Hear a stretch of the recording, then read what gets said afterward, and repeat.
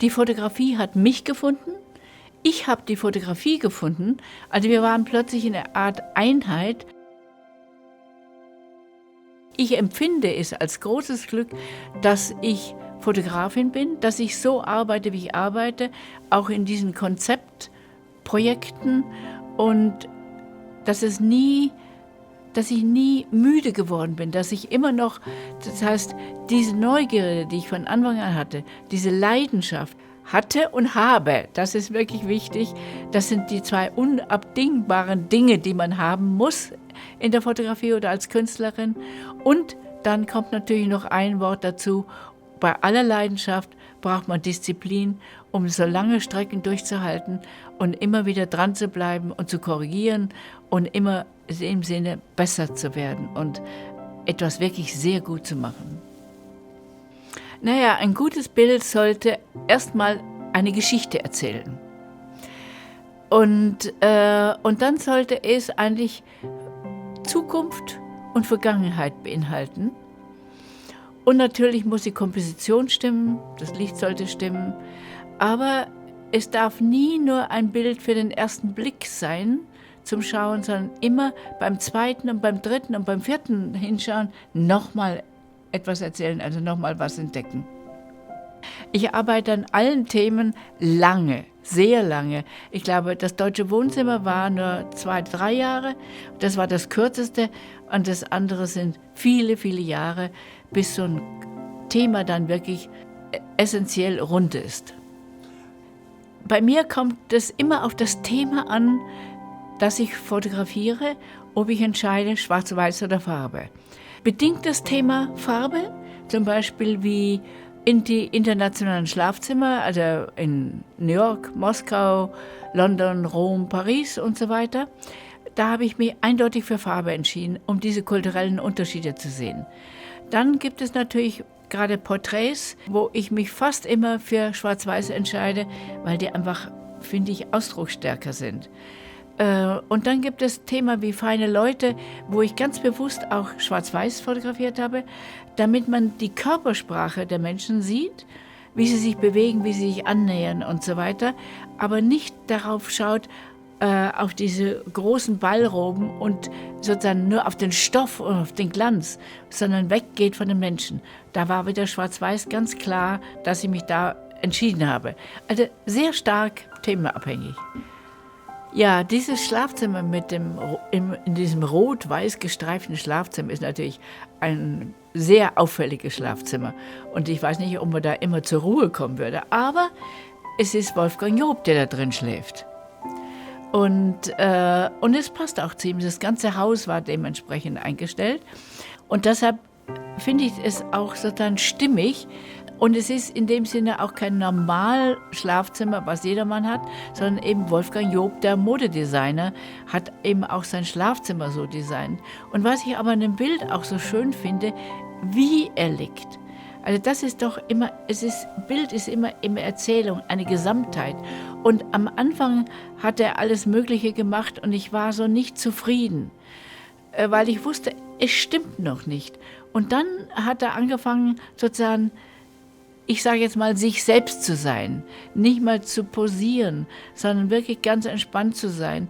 Und da ist dieses Foto dann in dieser Weise entschieden und man merkt plötzlich, jetzt stimmt es.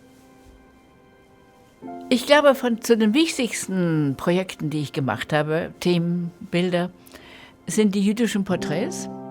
Da habe ich die führenden jüdischen Persönlichkeiten, die den Holocaust überlebt haben und rechtzeitig aus Deutschland weggegangen sind, auf der ganzen Welt nochmal besucht. Ich habe sie porträtiert in Schwarz-Weiß und ich habe sie auch interviewt. Und zwar natürlich ganz kurz über ihr Leben, aber auch über jüdische Identität. Kann man noch an Gott glauben nach Auschwitz? Sie mussten ja alle fliehen, nach Heimatbegriff. Nach all diesen Dingen, die essentiell sind, habe ich gefragt. Und es ist noch etwas, Deutschland hat die Geschichte mit dem Holocaust und der Ermordung und Vertreibung von Juden. Und deshalb war das ein besonders tiefgehendes Projekt, weil ich konfrontiert wurde natürlich immer mit der deutschen Geschichte. aber natürlich auch mit der jüdischen Geschichte. Und es ist auch so, dass man in den Porträts ganz viel in den Augen eine große Traurigkeit sieht. Das heißt, diese Geschichten sind in den Gesichtern zu lesen. Und Abraham Lincoln hat einmal gesagt, "You can't escape your history." Und in dem Sinne, als Deutsche können wir der Geschichte nicht entkommen, aber man kann auch, und das habe ich auch begriffen, man entkommt nie auch seiner privaten Geschichte. Das ist alles eine gemeinsame Sache und die einen prägt natürlich und auch in den Bildern immer wieder auch zu sehen ist. Haare ist natürlich, klar, ein archaisches Thema. Schon in der Bibel beginnt es mit Haaren. Die Märchen erzählen von den Haaren. In Gedichten wird von Haaren gesprochen, in den Religionen. Haare ist ein Thema universell und absolut und seit ewigen Zeiten da. Und natürlich auch bei mir in der Kindheit mit rötlichen Haaren war das auch ein Thema. Und deshalb habe ich auch dieses Thema Haare als große Serie, an der ich 5 Jahre gearbeitet habe, dann gemacht. Und zwar Haare da, wo sie wunderbar sind, Haare, wo sie nicht wachsen sollten, Haare, wo sie zauberhaft sind oder wo sie fehlen. Also es ist wirklich der ganze Themenkomplex ist da dabei. Und hier bei Sarah, bei diesem Bild, was in der Ausstellung ist eben, das ist sozusagen, da merkt man den Zauber der Haare. Und man spürt vielleicht, wenn in Gedichten davon gesprochen wird, wie du hast mich bezaubert mit deinen Haaren und so weiter, wie dann Männer oder Religionen das als gefährlich sehen. Deshalb müssen dann Frauen ihre Haare immer bedecken. Oder früher musste man das Haar immer bündeln und nicht offen tragen. Aber in diesem Bild kommt ihr Auge durch und man merkt wirklich gesagt, die Verzauberung oder Verführung von den Haaren. Ja, ich habe ein Buch über Schriftsteller gemacht, das ist auch eine Ausstellung. Und zwar habe ich gedacht, es ist doch interessant, bei Schriftstellern denkt man immer sehr, der denkt und sitzt und so weiter. Man denkt daran, dass die Worte natürlich über den Geist fließen, über das Gehirn und in die Hände. Und dann hat ich mir gedacht, doch eigentlich interessant. Die Hände sind das Werkzeug, dass all diese Worte, diese Geistesblitze, diese Ideen sozusagen realisiert werden. Es sind die Hände. Jetzt inzwischen ist natürlich der Computer, aber auch da sind es die Hände. Und wie ich das noch fotografiert hatte, haben sie alle noch mit ihren Händen geschrieben. Und ich hatte immer dann eben auch gesagt, sie sollen schreiben, wie sie wirklich schreiben. Und dass das Faszinierende ist, zum Beispiel Martin Walser. Da sieht man seine Unterlagen, wie er durchstreicht und groß schreibt. Und also es ist mehr oder weniger ein Chaos darunter. Und dann sieht man wieder Rainer Kunze, der so klein schreibt und keinen einzigen Buchstaben durchstreicht. Nichts. Es ist ganz, ganz geordnet. Also man sieht praktisch alle Charaktere in diesen Schreibbildern durch die Hände. Angela Merkel habe ich fast 30 Jahre lang fotografiert. Und das ist wirklich etwas Besonderes. Denn Angela Merkel mochte das fotografiert werden und gefilmt werden nie. Sie hat das akzeptiert, weil es zu ihrem Politikersein-Dasein gehört.